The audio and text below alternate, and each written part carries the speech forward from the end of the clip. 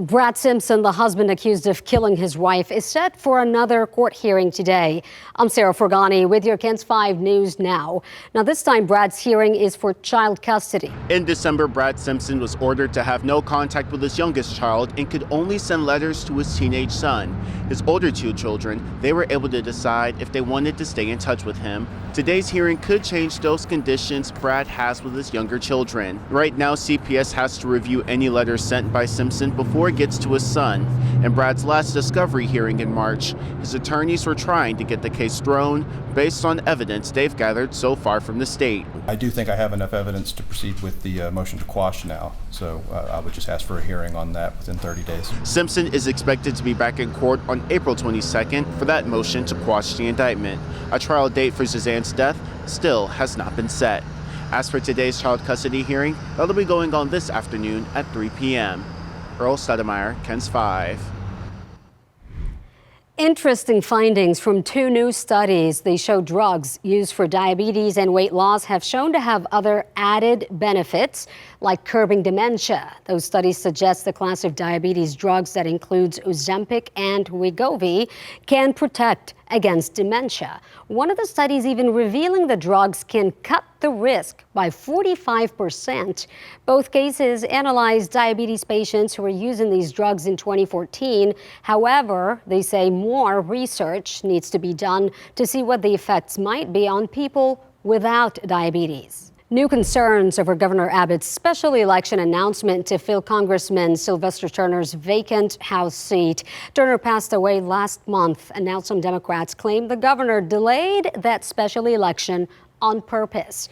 The governor said the special election will now be held in November. It is in a heavily Democratic district and is widely expected to be filled by a Democrat. However, Democrats claim Governor Abbott intentionally delayed that special election until after a deadline had passed to set the election for May because he doesn't want the Republicans' majority in Congress to shrink.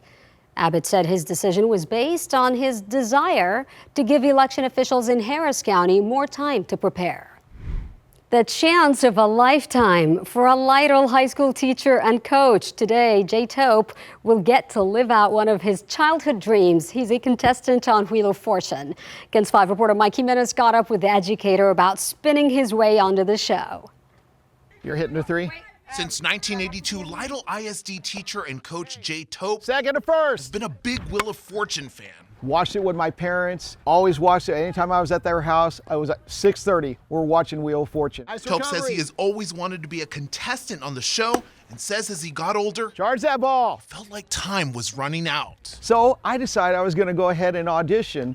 1.5 million people a year audition for this show. Only 600 get chosen. 2 years ago, that dream almost became a reality when he was selected for the show. But because that opportunity fell during a week of star testing, my principal said, no way, forget it. Tope says he felt disappointed at missing his one chance, but opportunity would come knocking again after auditioning and being selected again. And they gave me whichever day you want. And I said, it doesn't matter. I just want to be on Wheel of Fortune. Hi, I'm Jay from San Antonio. Tope flew to Culver City, California with family in tow and got to live out his dream, calling it a surreal out-of-body experience. There's no way that I'm actually here on the show with Vanna White, clicking on letters, and Ryan Seacrest, who's one of my favorite people in the world, standing right next and talking to me. Tope says the next day he woke up and thought it was a dream.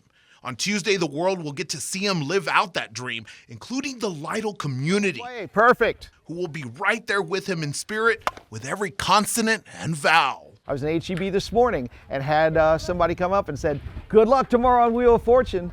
That's not going to happen in a big city. Mike Jimenez, KENS 5. Jay Tope, such a great guy. Good luck. And that is the wrap of your KENS 5 News now on this Tuesday. I'm Sarah Forgany, and I will see you tomorrow.